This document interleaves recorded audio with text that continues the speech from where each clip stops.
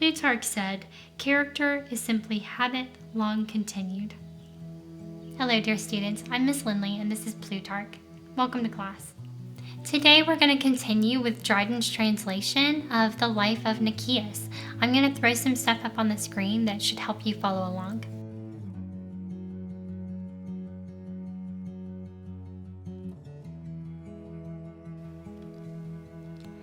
Now, therefore, that the siege was protracted, and they heard of the difficulties that pressed their army, they grew enraged against Cleon.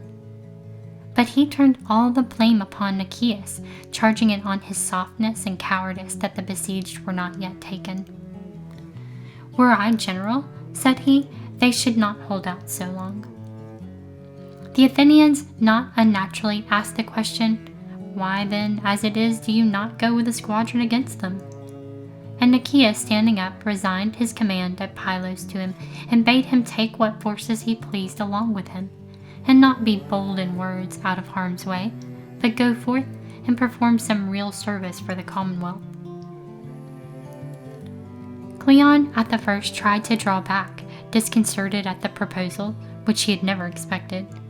But the Athenians insisting, and Nicias loudly upbraiding him, he thus provoked and fired with ambition, took upon him the charge, and said further, that within 20 days after he embarked, he would either kill the enemy upon the place, or bring them alive to Athens.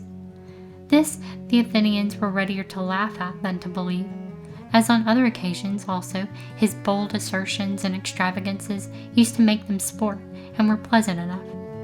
As, for instance, it is reported that once when the people were assembled, and had waited his coming a long time, at last he appeared with a garland on his head, and prayed them to adjourn to the next day.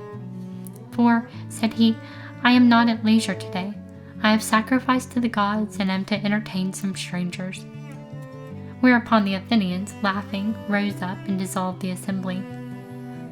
However, at this time he had good fortune, and in conjunction with Demosthenes conducted the enterprise so well that, within the time he had limited, he carried captive to Athens all the Spartans that had not fallen in battle. This brought great disgrace on Nicias.